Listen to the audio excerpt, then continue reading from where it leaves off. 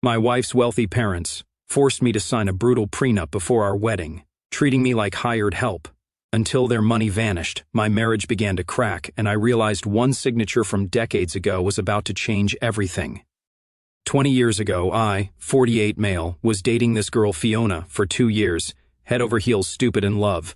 Think I'm hot shit because I just got promoted to logistics coordinator at a manufacturing plant, making decent money, driving a Honda that was basically a glorified closet with wheels, living in a studio apartment with a Murphy bed. Her parents' complete opposite end of the spectrum. Dad's some finance guy who wears those glasses that cost more than my monthly rent. Mom drives a Mercedes that she replaces every 3 years for safety. They live in one of those neighborhoods where every house looks like it was designed by the same architect who has a serious hard-on for columns and circular driveways. First time I meet them, I show up in my best khakis and a button-down from Target.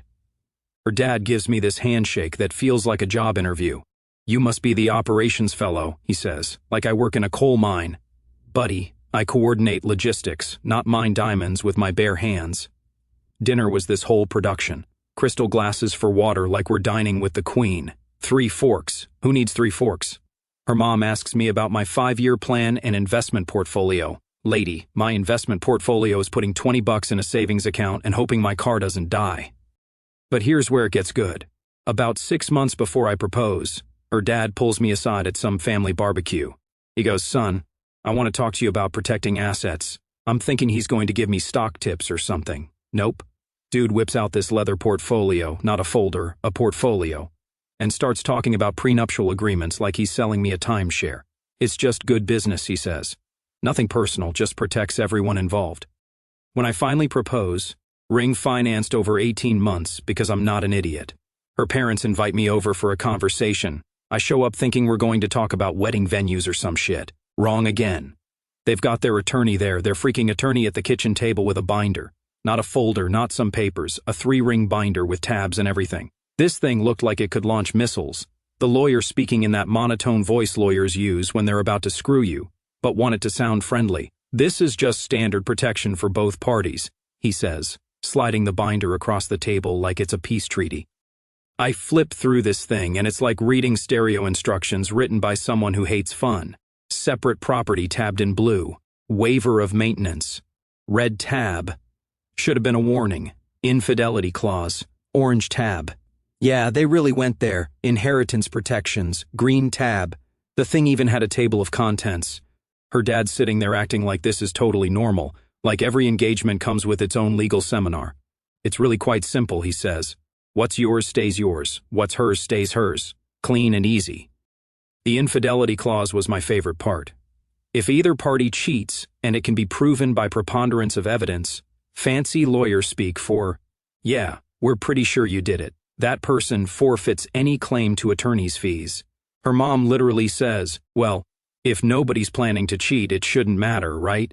With this smile that could freeze hellfire. "Thanks for the vote of confidence, Karen." I'm sitting there like, "Are you fucking serious right now?" But out loud I just go, okay, I guess that makes sense. Then comes the ultimatum delivered by her dad with all the warmth of a parking ticket. This gets signed before the wedding or there is no wedding. Straight up hostage negotiation. Sign or the princess stays in the tower. I called my buddy Bill that night, frustrated as hell. "Dude, they want me to sign some contract like I'm buying a house, not marrying Fiona." Bill's response, "Bro, if you're sure you're not going to cheat and you're not after her money, who gives a fuck? Sign the thing and marry the girl." I find this lawyer on the cheap. Guy operates out of a strip mall between a nail salon and a Subway. It's aggressive, but not illegal, he tells me. Pretty standard rich people stuff. "You comfortable with the terms?" I'm thinking, I'm 28. I make decent money. I love this girl. And I'm not planning to cheat or steal from anybody. How hard could it be? "Yeah, sure, whatever." Famous last words right there. So we got married. Beautiful wedding. Even though Fiona's parents controlled every detail like they were planning the invasion of Normandy. I wanted a DJ. They hired a string quartet. I wanted an open bar. They went with signature cocktails that nobody could pronounce. But whatever. I married the girl, not the wedding.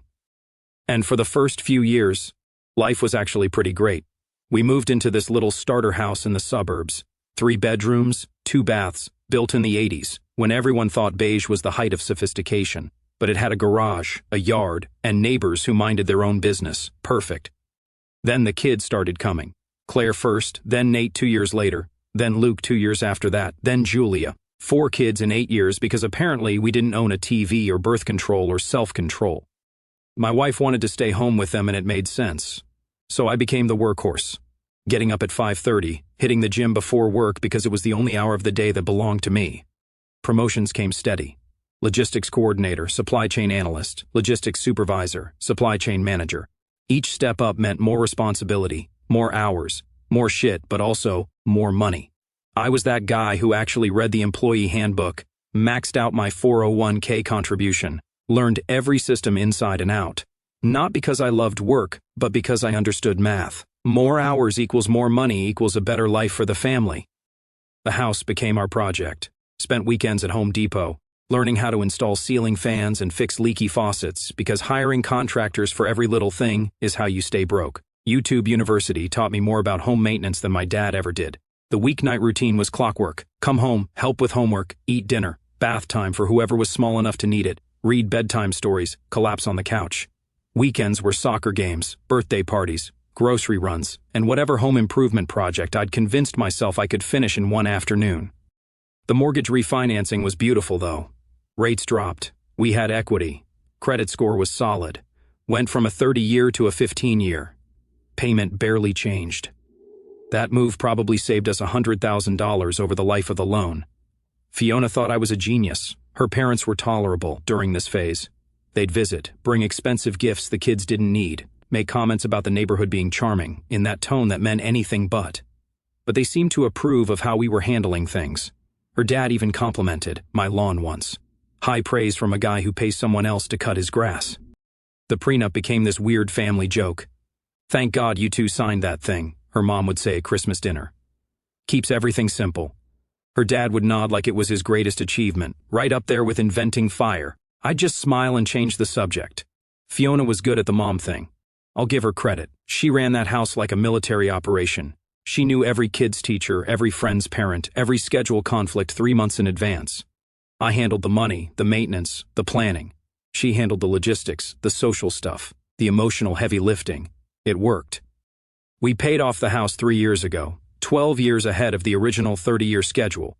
Right on track with the 15-year refi through every bonus, every tax refund, every spare dollar at that mortgage like it owed us money. The kids were growing up good. The house was ours. Work was stable. Money was steady. Normal problems, normal solutions. I thought we'd figured it out. Then her parents' money started disappearing and everything went sideways. Around year 15 of our marriage, I started noticing changes in her parents. Subtle at first, they stopped talking about their latest vacation or the new car. Then her dad started asking me about my 401k strategy and whether I thought gold was a smart hedge against inflation. Bad year in the markets became their go-to explanation for everything. Their country club membership lapsed temporarily. The vacation house in the mountains got sold to simplify things. The Mercedes got traded for a Honda. They still tried to keep up appearances, but you could see the cracks. Her dad, who used to talk about money like he was Warren Buffett's smarter brother, suddenly wanted to discuss conservative investment strategies and protecting principal. Translation: dude was scared shitless and had no idea what he was doing. Turns out playing rich guy's easier when you actually have money. Turns out they'd gone all in on some investment scheme that sounded too good to be true because it was too good to be true. Something about emerging markets and guaranteed returns. When it went tits up, it took most of their liquid assets with it. Then came the lawsuits. Multiple lawsuits. Her dad was on both sides of some nasty legal shit, suing the guys who sold him the bad investments while getting sued by other investors who thought he should have known better.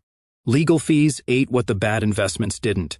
These weren't strip mall lawyers charging $300 for document review. These were white shoe firms billing $800 an hour to argue about who was responsible for what. Her parents were hemorrhaging money fighting over money they'd already lost. My wife took it hard. She'd grown up thinking her parents were financially bulletproof, and now they were shopping at Target instead of Nordstrom.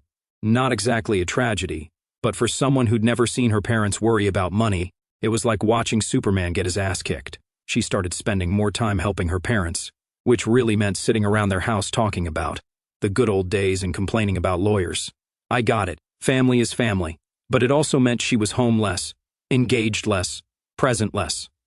The kids were getting older and more independent. Claire was in college, Nate was in high school, Luke was in middle school, and Julia was in high school too. The intense hands-on parenting phase was winding down, and my wife was restless. That's when the finding herself phase started.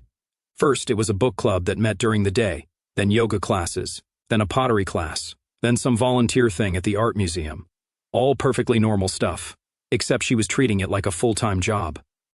I'd come home from work, and she'd be rushing out to some meeting or class or event. Don't wait up became her standard goodbye. I'd handle dinner with the kids, help with homework, do bedtime routine, then sit on the couch wondering when the hell my wife was coming home. When I asked about it, she'd get defensive. I spent 15 years raising your children and running your house. Now I want to do something for me, like I'd been holding her prisoner or something. Fair enough, I thought everyone deserves hobbies, but hobbies don't usually involve staying out until midnight 3 nights a week. The arguments started slow, little passive-aggressive comments about appreciation and effort. She'd make dinner and then act like she'd performed surgery. I'd fix the garbage disposal and get a lecture about how I never noticed the things she did around the house. "You take me for granted" was her favorite line. Meanwhile, I'm working 50 hours a week, handling all the finances, maintaining the house, and still showing up for every important kid event. But apparently, I wasn't emotionally present enough. I tried the date night thing, hired babysitters, made reservations, bought flowers, but it felt forced, like we were both performing instead of connecting. She'd spend half the dinner texting or talking about whatever drama was happening in her art museum volunteer group. The sex dried up around this time, too. It went from regular to occasional to special occasions only. When I'd bring it up, she'd say she was tired or stressed or not feeling appreciated. Classic catch-22. Can't feel close because we're not having sex. Can't have sex because we don't feel close. I own my part in this. I coasted on autopilot for too long. Work, house, kids, repeat. I figured if I kept handling my responsibilities, everything else would sort itself out. Wrong. But here's what pisses me off. I was still showing up, still working, still paying bills, still fixing shit, still being a dad. I wasn't perfect, but I wasn't checked out either. I was doing what I thought marriage was supposed to be. Partnership, teamwork, building something together. She was doing something else. I just didn't know what yet. The really screwed up part. Her parents started warming up to me during this period.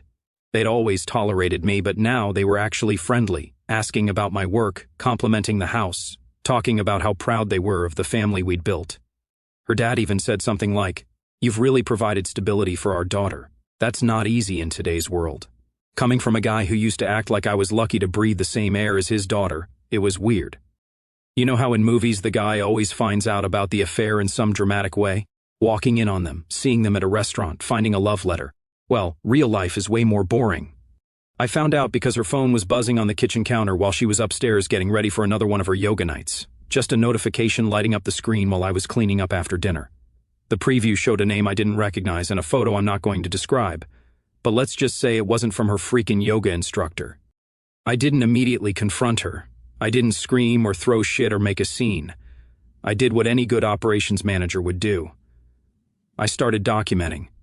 First stop was our cell phone account online.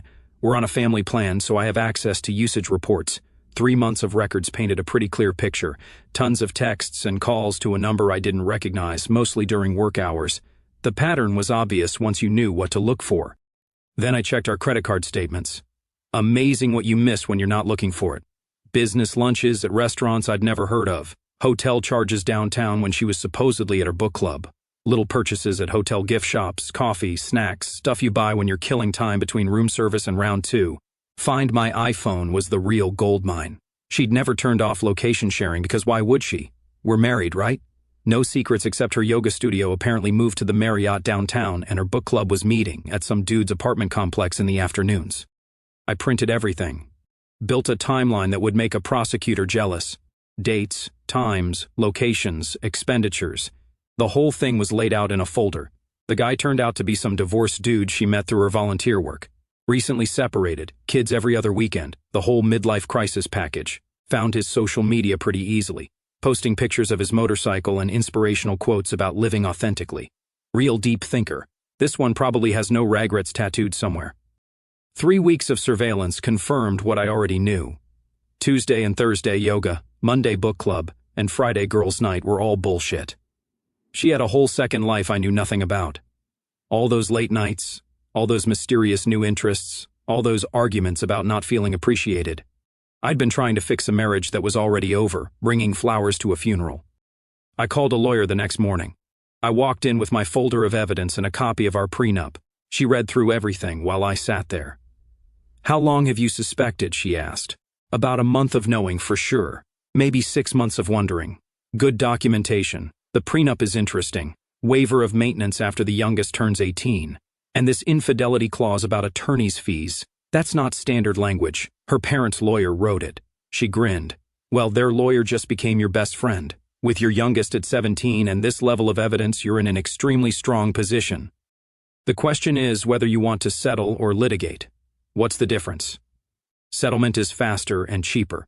Litigation is slower and more expensive. But given this prenup and your evidence, you'd probably win everything you're entitled to, plus attorney's fees from her side." I thought about it for about 10 seconds. "How fast can we serve papers?" 2 weeks. "If you want to do this right, do it right." I drove home that afternoon and looked at my house differently. 20 years of mortgage payments, weekend projects, and normal family life. The place where we'd raised our kids, celebrated birthdays, argued about whose turn it was to take out the trash. Now, it felt like a museum of a life that was already over. But I wasn't sad about it. I was pissed. Not just about the cheating, about the lying, the manipulation, the way she'd made me feel like I was the problem when she was the one with a secret boyfriend. About the years of my life I wasted trying to fix something she'd already broken. You know what really got me? She was still coming home every night acting like nothing had changed. Still complaining about the dishes. Still asking about my day. Still playing the devoted wife and mother. Either she was a sociopath, or she thought I was a complete idiot. Probably both. The kids had no idea, which was exactly how it should be. They were dealing with their own shit. School friends, college applications, normal teenager problems. The last thing they needed was to know their mom was having an affair with some divorced loser who rides a motorcycle to volunteer meetings. I kept everything normal on the surface. Still went to Nate's wrestling matches. Still helped Luke with his college essays. Still made pancakes on Saturday mornings. But inside, I was counting down the days until the sheriff would show up at our door with a manila envelope that would change everything. 2 weeks felt like 2 years, but eventually the day came. I was at work when it happened. Specifically, I was in a meeting about Q1 supplier performance metrics when my phone buzzed with a text from my lawyer. Service completed at 2:47 p.m. I finished the meeting, wrapped up a few things, and drove home with my stomach in knots because I knew the next few hours were going to be a shit show of epic proportions. I pulled into the driveway around 5:30. Her car was there, which meant she'd gotten served and was sitting inside, probably calling every divorce lawyer in the phone book. The kids wouldn't be home for another hour. Perfect timing. I walked in the front door and she was sitting at the kitchen table with papers spread out in front of her like she was solving a jigsaw puzzle. Her eyes were red, makeup smeared, tissues scattered around. For a second, I almost felt bad. Then I remembered the hotel charges and a feeling passed. "Really?" she said, looking up at me. "This is how you want to handle things? Papers served by a sheriff like I'm some kind of criminal? Have you lost your damn mind?" It's how these things work. Nothing personal. Nothing personal. 20 years of marriage and 4 kids is nothing personal. Do you even hear yourself? I set my keys on the counter and looked at her. This woman I'd loved, trusted, built a life with. Mother of my children.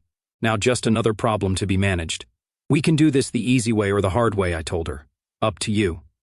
That's when the waterworks really started. Crying, apologizing, begging for counseling, promising it was just a mistake, swearing it didn't mean anything. The whole performance. If I hadn't seen the evidence with my own eyes, it might have been convincing. "I know about Jason," I said calmly. "I know about everything." Her face went white, busted. No more lies, no more gaslighting, no more pretending I was the crazy one for suspecting something was wrong. "No, it's not what you think. Stop, just stop." I held up my hand. "All communication goes through the attorneys now. You can't be serious. We have children together. We can work this out. The children will be fine. We're both going to be fine. But we're not working anything out. This is over. You can't throw everything away over one mistake. Watch me. You crossed the line. Now deal with the consequences.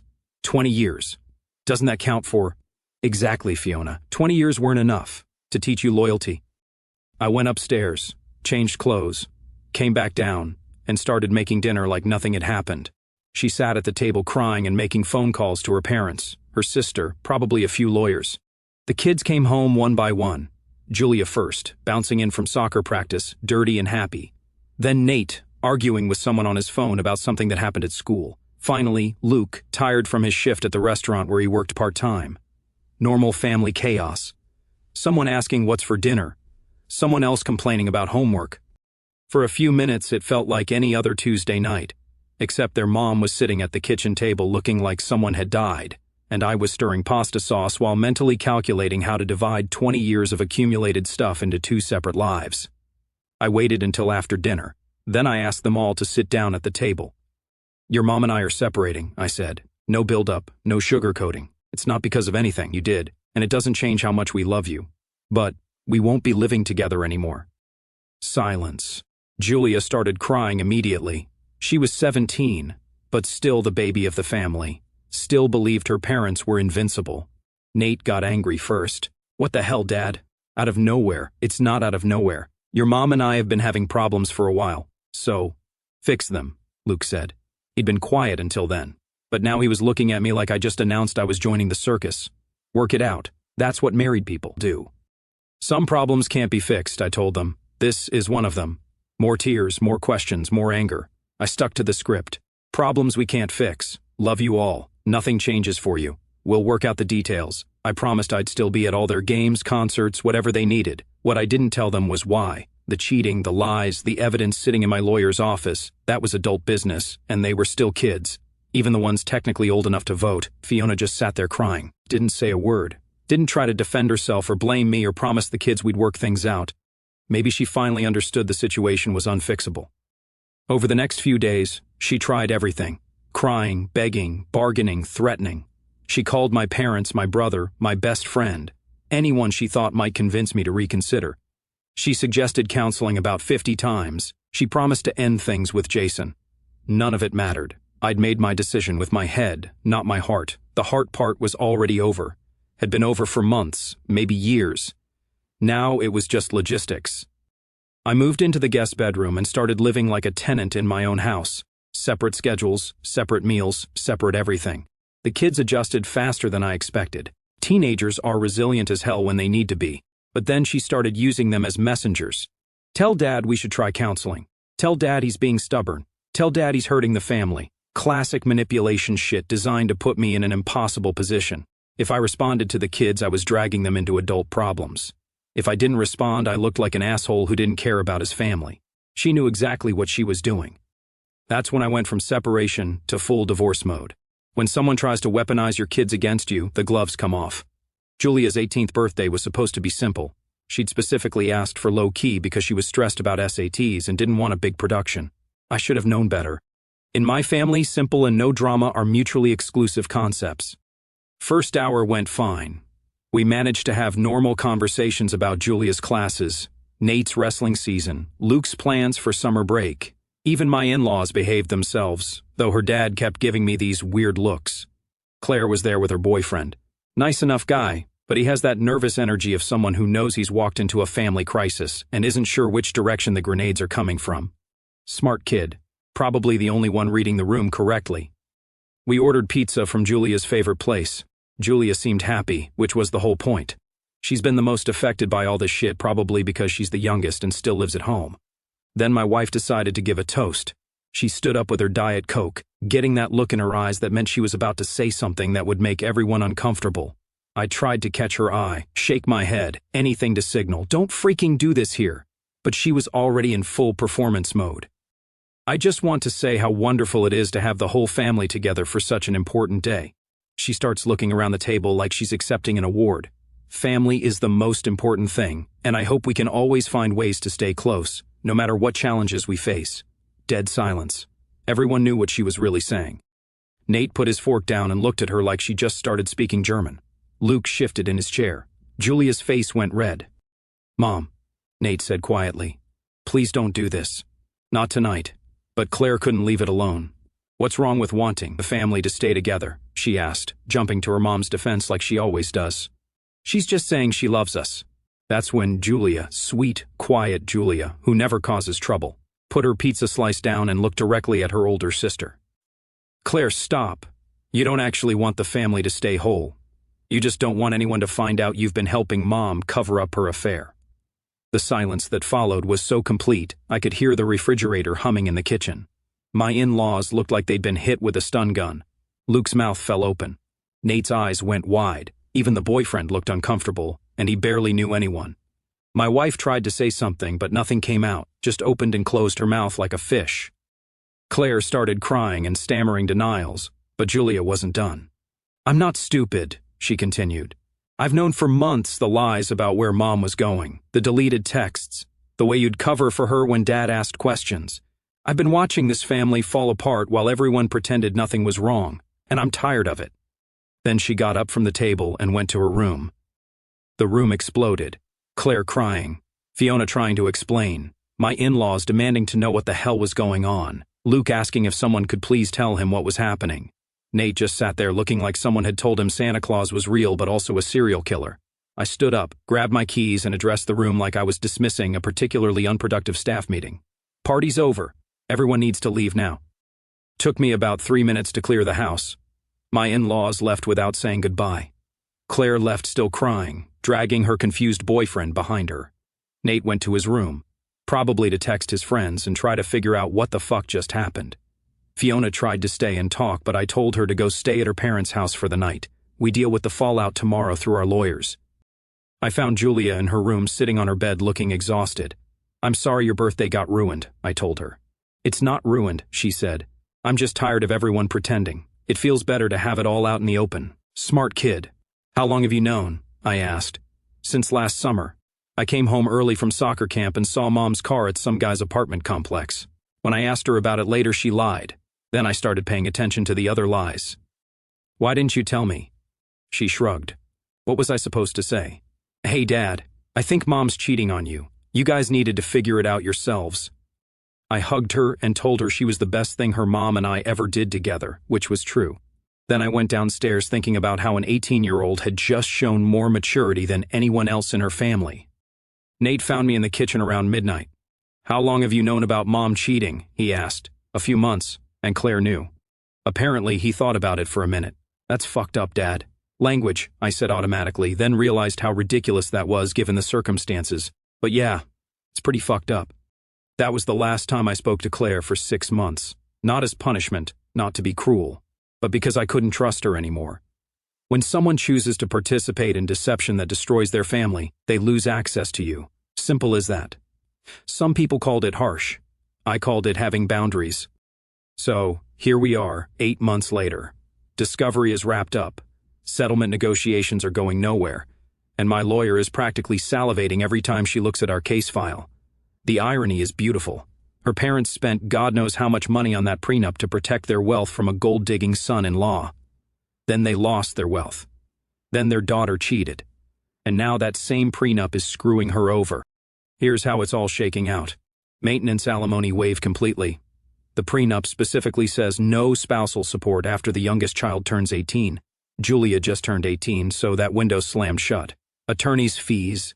Thanks to the infidelity clause and my folder of evidence, she gets to pay her own legal bills while I get mine covered. My lawyer estimates she's already spent $30,000 on attorneys. I've spent about $8,000, which I'll get back. The house. This is where it gets really good. We own it outright. No mortgage, no liens, just a paid-off house worth about $400,000. The prenup says we split equity minus any post-separation carrying costs. I've been paying all the utilities, insurance, property taxes, and maintenance since we separated. That's about $3,000 per month in carrying costs that I can offset against her share of the equity. 8 months times $3,000 equals $24,000 in offsets and counting. She wants to keep the house, but she can't afford to buy me out. No income, no credit. Parents are broke. The bank isn't exactly lining up to give a 48-year-old woman with no work history a $200,000 mortgage. Retirement accounts. My 401k from before marriage stays mine completely. The growth during marriage gets split by formula, but since I've been maxing contributions for 20 years, most of the value is premarital or post-separation. She's looking at maybe $40,000 from retirement accounts. Everything else, cars, furniture, personal stuff. We each keep what we brought to the marriage plus whatever we can agree on. Not much to fight about there. The math is simple. She's looking at maybe $200,000 from the house sale, minus her half of the offsets. $40,000 from retirement accounts, her car, and whatever furniture she bought. Total net worth walking away, roughly $220,000. Not bad for someone who hasn't worked in 20 years, but not enough to maintain the lifestyle she's gotten used to. Definitely not enough to keep playing wine club volunteer while dating guys with motorcycles. My side, $200,000 from the house. Keep my retirement money, my car, and no ongoing financial obligations to someone who decided to blow up our marriage. Plus, I get to stay in the workforce making good money while she figures out what 48-year-old women with liberal arts degrees do for employment. Her parents were absolutely losing their shit. They keep trying to get involved, suggesting we work something out or think about the children. Her dad actually had the balls to call me and suggest I was being unnecessarily harsh given our long family relationship. Dude, you spent 20 years treating me like hired help. We're not exactly blood brothers. I told him the prenup was his idea. The terms were his lawyer's work, and I was just letting their contract do what contracts do. He hung up on me. Fiona has moved in with her parents, which has to be a special kind of hell for everyone involved. 3 broke people sharing a house, blaming each other for their current situation. Her parents mad at her for cheating, her mad at them for the prenup, everyone mad at me for having the audacity to enforce it. Claire is still trying to play peacemaker, sending me texts about family forgiveness, and everyone makes mistakes. I don't respond. When this is all over, maybe we'll have coffee and I'll listen to her. But right now, she's still team mom, and I'm not interested in being managed by a 22-year-old who helped cover up an affair. The other 3 kids are doing fine. Nate's wrestling season is going great. Luke got into his first-choice college, and Julia made the honor roll again. They've all adjusted to the new normal better than the adults have. They get it. We're headed to trial. Her lawyer keeps pushing settlement offers that ignore the prenup terms. My lawyer keeps reminding them that contracts mean what they say. Unless she accepts reality soon, we'll let a judge sort it out. I'm not worried about the court. Judges see this stuff every day. We have a clear contract, overwhelming evidence of infidelity, and a paper trail that could choke a horse. As I'm writing this final update, I just got a text from my lawyer. My ex-wife's attorney called to discuss a realistic settlement framework that acknowledges the prenup terms. Translation: they finally read the contract and realized they're screwed. But it was too late. I was done negotiating with people who'd spent months trying to rewrite reality. We went to trial. The judge took one look at the prenup, one look at my evidence folder, and one look at Fiona's lawyer trying to argue that a 4-month affair wasn't really infidelity. And you could see her making up her mind in real time. My lawyer laid out the evidence like she was presenting a PowerPoint to executives. Cell phone records, credit card statements, location data, hotel receipts, hundreds of pages of documentation. Fiona's side tried the usual shit. Unfair contract, changed circumstances. Think of the children. Her parents took the stand crying about how they never meant for the prenup to be this harsh, and it was supposed to be more of a deterrent. Then they called Jason as a witness. Dude showed up looking like he'd rather be getting a root canal. Under oath, he basically confirmed everything. The timeline, the hotels, the whole thing. Her lawyer asked if he pressured her into the affair. Jason actually laughed and said she was the one who pursued him. Real romantic stuff. When Fiona testified, she tried the moment of weakness defense, cried on cue, talked about feeling unappreciated. But when my lawyer started asking about the lies, all the specific lies to me and the kids, she fell apart. Had to admit she involved Claire in covering up her trips to Jason's apartment. The judge didn't take long to decide. Came back from recess and basically said the prenup was clear, the evidence was overwhelming, and contracts mean what they say, prenup enforced in full. Oh, and thanks to the infidelity clause, Fiona gets to pay both sides' attorney fees, about $45,000 total. The aftermath was exactly what you'd expect. House sold, assets divided, according to the prenup. Everything finalized just like the contract said. Fiona walked away with about $180,000 from the house, after all the offsets I'd been racking up, maybe $38,000 from retirement accounts, her car, and whatever furniture she wanted. Then got hit with the $45,000 legal bill that wiped out a big chunk of her settlement. I kept $220,000 from the house, all my retirement money, my car, and 0 ongoing obligations to someone who decided to trade 20 years of marriage for hotel room meetups. But here's where it gets really good. 2 weeks after the trial, Jason dumped her. Turns out banging a married woman is way more exciting when there's actual forbidden fruit involved. Once she was just another broke divorcee with financial problems, and poetry guy suddenly lost interest. Fiona started working retail at a department store, making $12 an hour, living in her childhood bedroom. Her parents had to sell their house to help pay her legal bills. But they owed more than it was worth, ended up taking a loan against what little equity they had left just to cover the attorney fees. The kids are doing fine. Julia's crushing college. Nate made varsity wrestling. Luke's got his career mapped out. They see their mom when they want to, but they're not interested in pretending everything's normal when it's clearly not. Claire finally stopped trying to play family counselor after about 6 months of me not responding to her "we should all forgive each other" texts. Some bridges you burn, some bridges burn themselves. So that's it, Reddit. 21 years ago I signed a contract I thought would never matter. Turns out it was the best legal document I ever put my name on. Her parents' greedy prenup totally screwed her over. Life is good.